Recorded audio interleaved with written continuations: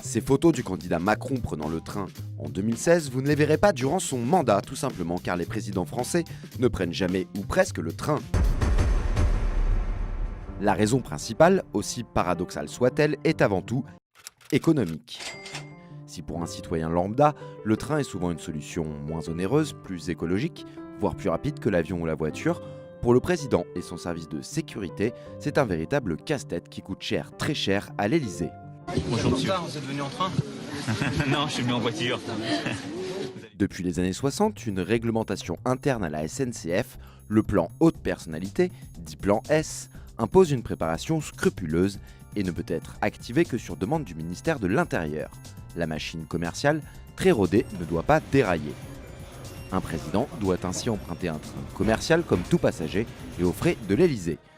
Si un wagon peut être alloué à une haute personnalité et à sa garde rapprochée, aucun train ne peut être réquisitionné entièrement ni voyager à vide. Les horaires ne changent pas pour ne pas chambouler l'ensemble du réseau. Ce plan haute personnalité concerne donc le président de la République, mais aussi le Premier ministre et les dirigeants internationaux. Les ministres sont donc invités à utiliser le train par la charte de déontologie instaurée depuis François Hollande.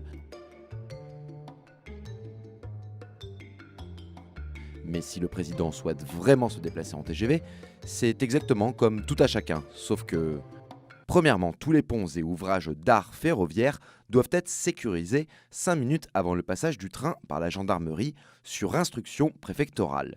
Des ponts ferroviaires en France, il y en a 100 000. Quand Emmanuel Macron se déplace en voiture, la règle est la même. Mais le président de la République, comme Nicolas Sarkozy ou François Hollande avant lui, utilise très rarement la voiture pour effectuer plus de 150 km. Avec une escorte de 10 à 15 véhicules, transportant une cinquantaine de personnes, services de sécurité, logistique, conseillers, invités, etc., l'avion, même pour une courte distance, est privilégié. D'autant que le président de la République doit rester maître de sa mobilité. En train, une protestation du poste d'aiguillage ou un suicide entraînerait irrévocablement le blocage du train. Un président à l'arrêt, symboliquement, poserait un vrai problème d'image. Quand bien même le président l'utiliserait, les ponts ou les blocages ne sont pas les seules problématiques. Le plan S active une inspection minutieuse du train emprunté avant son départ.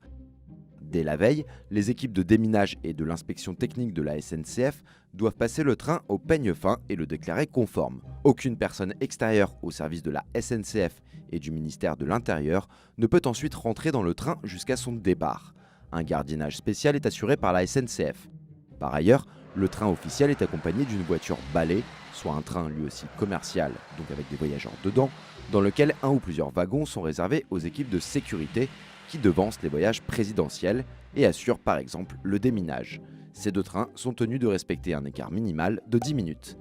Malgré ces contraintes, François Hollande, souhaitant une présidence normale, avait choisi au début de son quinquennat d'utiliser le train pour se rendre à Bruxelles depuis la gare du Nord à Paris.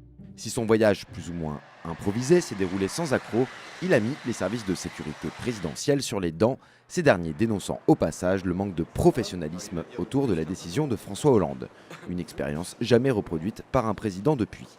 Au final, un déplacement en avion, même pour une très courte distance, reste le moyen le plus rapide et le plus sécurisé pour un président français. D'autant qu'avec le Premier ministre, il a à sa disposition une flotte de 9 avions, 6 Falcon et 3 Airbus, et 3 hélicoptères Super Puma. Une option finalement plus économique que la prestation commerciale de la SNCF et des moyens mobilisés pour la sécurité. Néanmoins, à l'occasion des inaugurations de certaines lignes comme 2018 pour Emmanuel Macron, des présidents français en fonction sont bien montés dans des trains, mais il s'agissait uniquement de marquer le lancement de ces nouvelles lignes. Une seule situation pousserait les présidents à utiliser ce moyen de transport, en cas de campagne électorale. Un président candidat à sa succession respecte les mêmes règles que les autres candidats, et les budgets de déplacement pour faire campagne ne sont pas alloués à l'Élysée, mais au parti du candidat. Ainsi, si le président candidat souhaite se déplacer en avion privé, le voyage sera facturé sur ses frais de campagne. Et comme l'expliquait Nicolas Sarkozy en février 2012 au lancement de sa campagne, à l'occasion d'un déplacement à Lille, « Je ne prenais plus le train comme président à cause des règles de sécurité. Il faut garder chaque pont sous lequel passe le train, mais comme candidat, on ne garde pas les ponts.